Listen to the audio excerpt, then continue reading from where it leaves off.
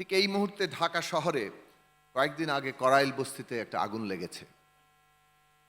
৫-৬ দিন হলো এখন পর্যন্ত সেখানে মানুষেরা খোলা আকাশের নিচে থাকেন, রাত কাটান।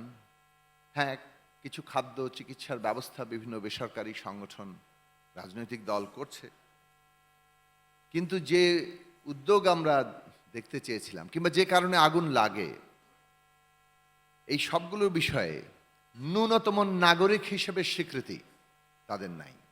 অথচ এই ঢাকা শহর কিন্তু তাদের জন্য ছাড়া চলবে না। তাদের যারা ছাড়া যদি চলতো তাহলে তারা এখানে টিকে থাকতে পারতেন না। তারা আছেন কারণ তাদের উপযোগিতা আছে। তারা আছেন যে আমাদের এই কোট আনকোট সভ্য জায়গাটা, সমাজটা, ব্যবস্থাটা চলে তাদের কারণে। তো এত উৎকটভাবে বৈষম্যটা সামনে হাজির আছে, যেটাকে অ্যাড্রেস করার এবং সরকারের দিক থেকে তেমন কোনো উদ্যোগ নাই। কয়েকদিন আগে আমি গিয়েছিলাম, জিজ্ঞেস করেছি যে সরকারকে আপনারা দেখতে পাচ্ছেন নাকি, সরকার কি কি ভূমিকা নিয়েছেন। বলে সরকারকে আমরা কোথাও দেখতে পাচ্ছি না, বিভিন্ন সংগঠন বেসরকারি জায়গা আছে। তো এই বাস্তবতাটা আমাদের এখানে জাজ্বল্যমান।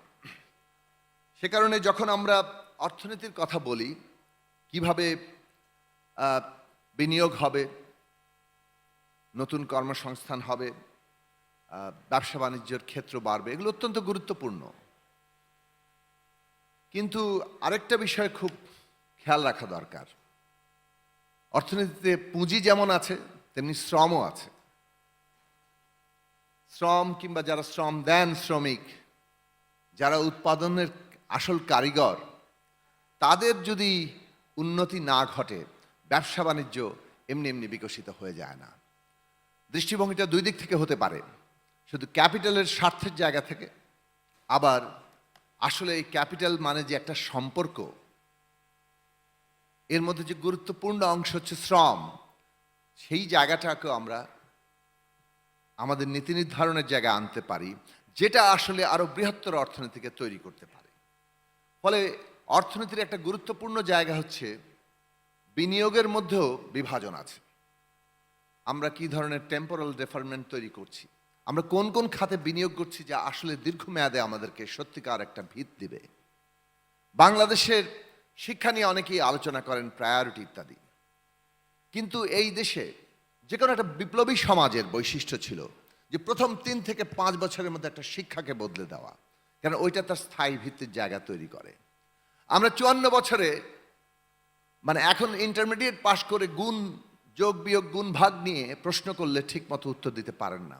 এই জায়গায় তো আমরা এসে দাঁড়িয়েছি। আমরা বিরাট অর্থনীতি তৈরি করতে চাচ্ছি এই সময়ে, যখন তথ্য প্রযুক্তি, বিভিন্ন ধরনের প্রযুক্তি এমন জায়গায় চলে গেছে যেটা ধার কাছে পৌঁছানোর মতো অবস্থা নেই।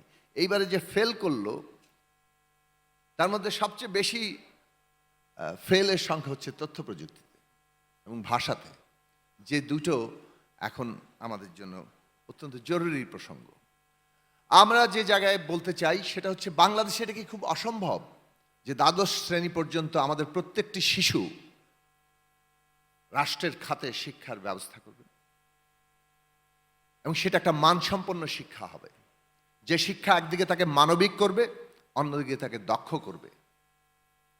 এবং এইটার জন্য যে বিনিয়োগ, সেই বিনিয়োগে যেমন শিক্ষার মানের প্রশ্ন আছে, তার অবকাঠামোর প্রশ্ন আছে, সবচেয়ে বড় যে জিনিসটা সেটা হচ্ছে যারা শিক্ষা দিবেন সেই শিক্ষকের মান আছে কিনা সেই শিক্ষা দেওয়ার। শিক্ষকের মান থাকতে হলে তার নিজের জীবনের মর্যাদা সেই জায়গায় প্রতিষ্ঠিত হতে হবে। শিক্ষকের মর্যাদা, তার বেতন স্কেল, এগুলো স্বতন্ত্র জায়গায় বের করতে হবে, কারণ শিক্ষকতা কেবল একটি পেশা নয়, এটা পেশার চাইতে বড় কিছু।